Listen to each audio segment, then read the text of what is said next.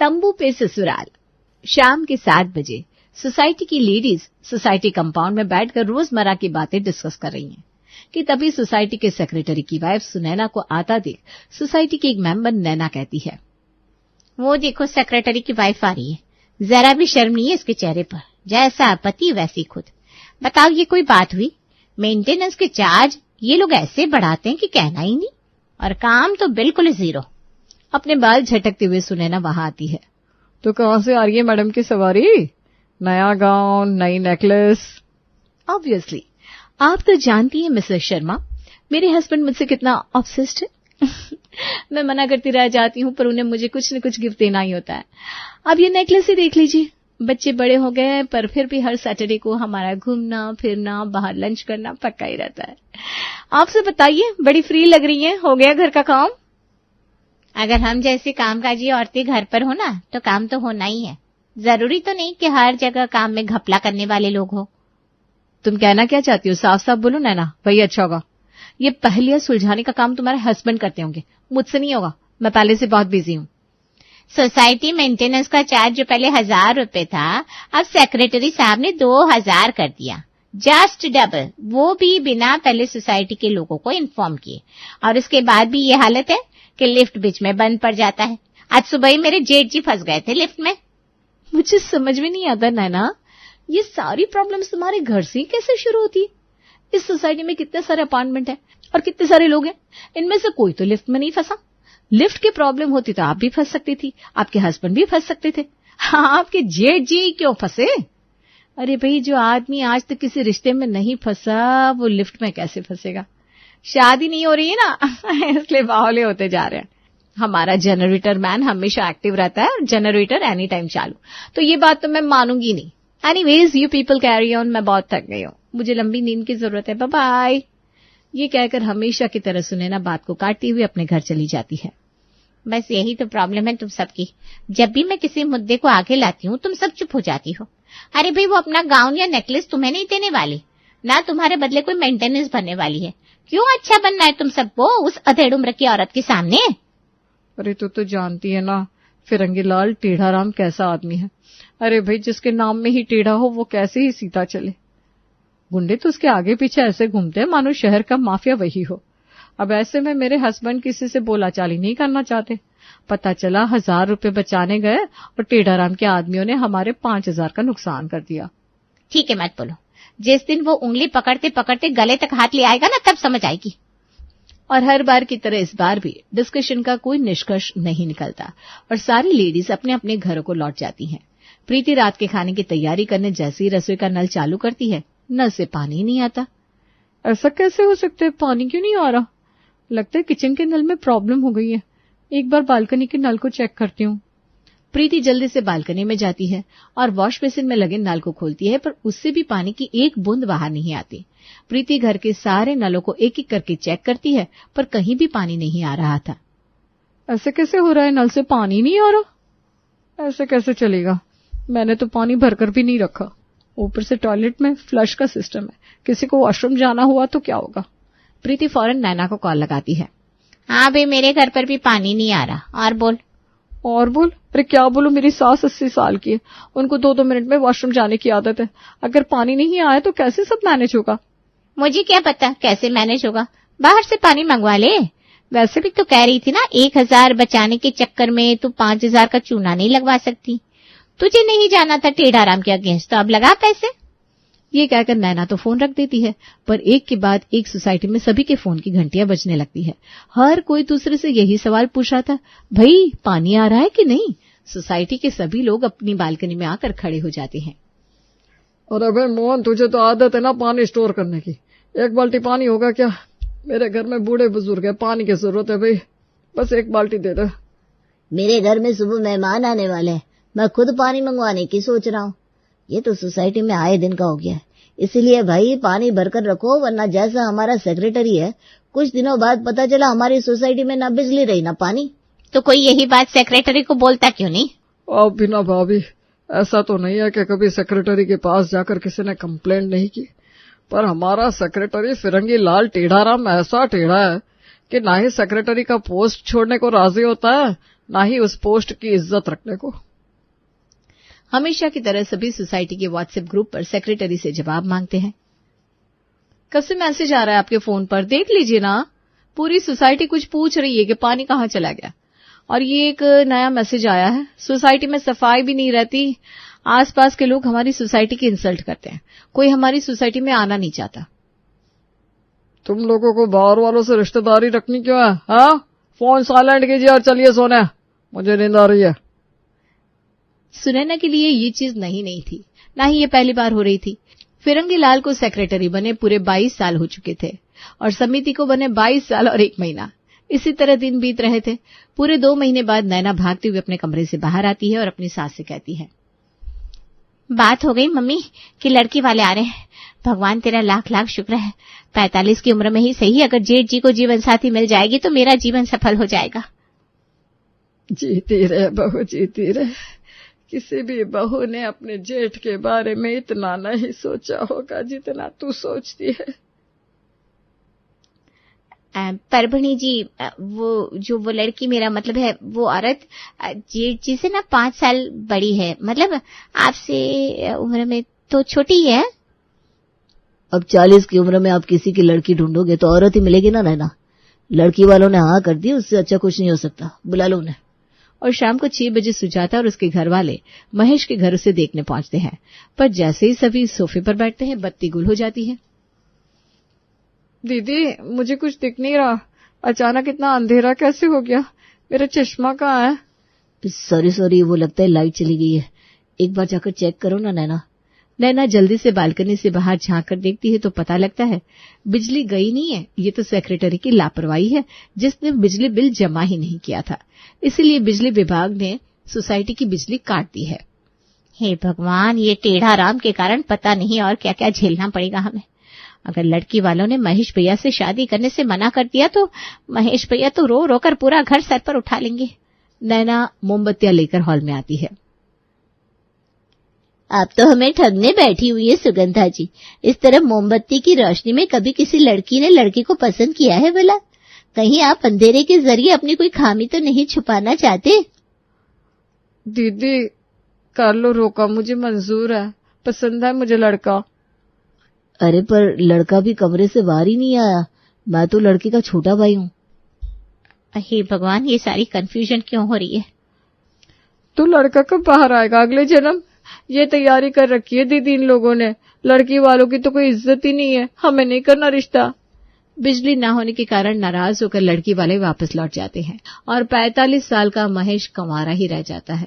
महेश रो रो कर पूरे घर को सर पर उठा लेता है।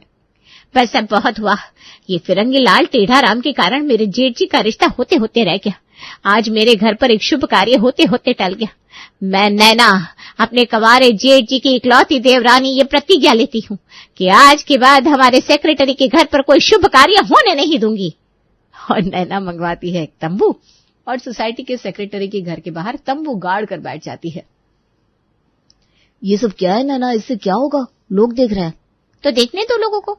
अब तो मैं यहीं रहूंगी मम्मी जी, आप देख लीजिए। आपको घर पर रहना है तो आप रह सकती हैं। खाना मैं तंबू में बना दूंगी, यहाँ से आकर आप ले जाइएगा या जेठ जी पहुंचा दिया करेंगे। नैना बिल्कुल ठीक कह रही है, ये जो कुछ भी हुआ है वो टेढ़ा राम के कारण हुआ है। मैं भी अपना तंबू यहीं गाड़ रहा हूँ। यहाँ नैना फिरंगी लाल के घर के बाहर तंबू गाड़ कर बैठी थी तो वहां इस सबसे अनजान टेढ़ा राम अपनी गाड़ी लेकर बाहर से लौट रहा था। अपनी आदत से मजबूर टेढ़ा राम खुद सेक्रेटरी होकर सोसाइटी के दरवाजे पर ही अपनी गाड़ी पार्क कर देता है। अच्छा किया नैना भाभी ने जो उसके घर के बाहर ही तंबू गाड़ दिया, अब आएंगे इसके होश ठिकाने। टेढ़ा राम जैसे ही अपने घर के दरवाजे के पास पहुंचता है तो देखता है उसके घर के बाहर 2-2 तंबू गड़े हुए हैं। कहीं कुकर से सीटी निकल रही है, कोई हाथ से हाँकने वाला पंखा लिए खुद को हवा कर रहा है। सेक्रेटरी साहब आप आ गए। ये देखिए, इतनी गर्मी में मुझे हाथ वाले पंखे को लेकर हवा करनी पड़ रही है। एक्सटेंशन कोड है मेरे पास, जरा अपने घर से बिजली तो देना। ये सब क्या है? आप लोग ऐसे हमारे घर के बाहर तंबू गाड़ कर नहीं बैठ सकते। अब तो यहीं रहेंगे हम। जब तक इस निकम्मे सेक्रेटरी को उसके काम की जिम्मेदारी समझ में नहीं आ जाती तब तक मेरा परिवार यहीं डेरा जमाएगा। और सुना ना, बहुत टेंशन लेती हो तुम। एक रात तंबू में रहेंगे तो अपने आप होश ठिकाने आ जाएंगे इन लोगों के और अगली सुबह अपना तंबू लेकर निकलते बनेंगे। आप आराम से चाहिए, अपनी नींद पूरी कीजिए। टेढ़ाराम को तो दुनियादारी से मतलब ही नहीं था। उसे इस बात से फर्क ही नहीं पड़ रहा था कि उसे सबक सिखाने सोसाइटी के किसी मेंबर ने उसके घर के बाहर तंबू गाड़ा था। बेशर्मी का चोला उड़े फिरंगीलाल टेढ़ाराम अपने घर चला जाता है। अगली सुबह 5 बजे टेढ़ाराम और उसके परिवार वालों की नींद मिक्सर ग्राइंडर की आवाज से खुलती है। पापा देखो तो बाहर क्या हो रहा है, वो कंवारा महेश हमारे घर के बाहर खाना पका रहा है। हटाओ यार पापा उसे, वरना मैं जाकर पीट दूंगा, फिर ना खाना बनाने लायक रहेगा ना खाना खाने लायक।